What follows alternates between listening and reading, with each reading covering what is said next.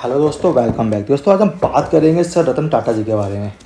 इनका नाम आपने कहीं ना कहीं ज़रूर सुना होगा, चाहे आपके घर में नमक आ रहा हो या बस में ट्रैवल कर रहे हो या आपके घर में कपड़े आ रहे हो, तो पर आपने टाटा का नाम ज़रूर सुना होगा। हो सकता है कि टाटा ही की किसी कंपनी में आप काम भी करते हो। टीसीएस जैसे टीसीएस तो उनकी बहुत बड़ी कंपनी है जो वर्ल्ड वाइड फेमस है।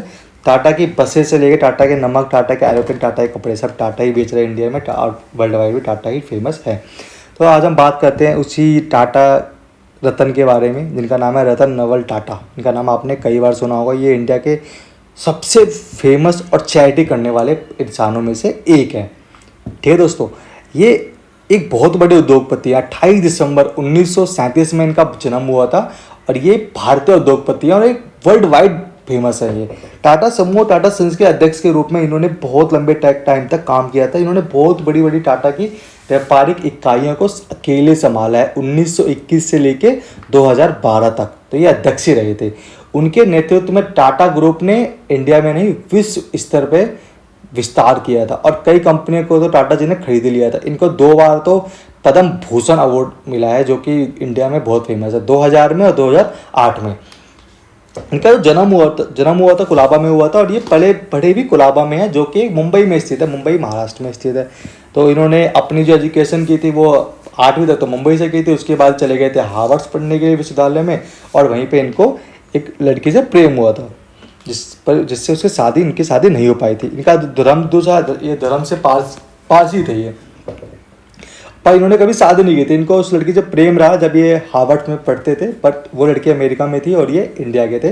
तो इनका कनेक्शन कहीं बैठ नहीं पाया क्योंकि वो लड़की इंडिया में आने को तैयार नहीं थी और इनका सारा बिजनेस जो इंडिया में था। 4 बार उस रिश्ते की बात चली पर चारों बार वो रिश्ता फेल हो गया। 8वीं कक्षा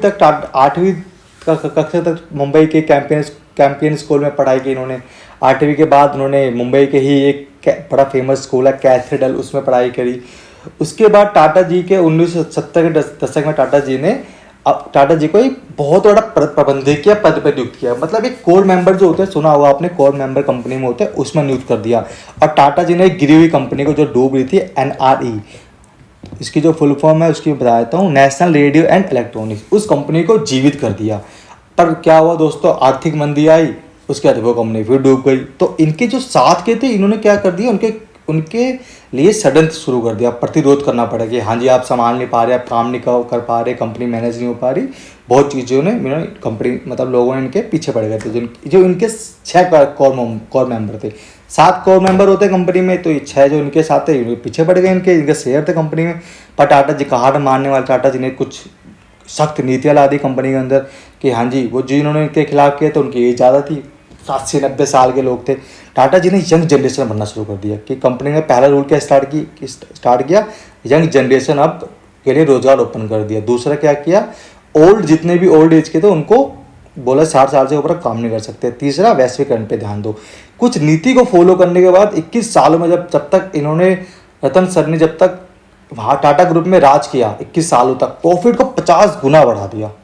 दोस्तों 50 गुना प्रॉफिट बहुत बड़ा अमाउंट होता है, तो उन्होंने उस प्रॉफिट को 50 गुना तक ले गए थे।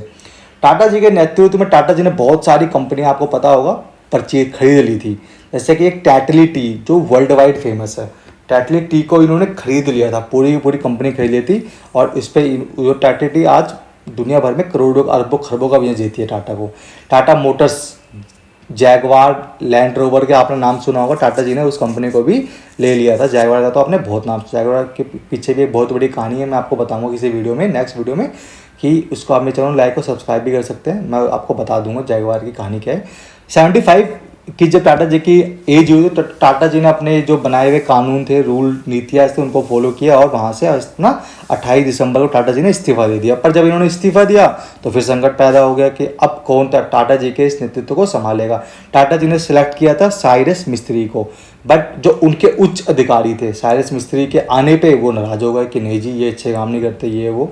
तो फिर धीरे धीरे कंपनी ने क्या किया, 24 अक्टूबर 2016 को इनके जो कोर मेंबर्स थे, साइरस मिस्त्री को, इन सब ने निकाल दिया।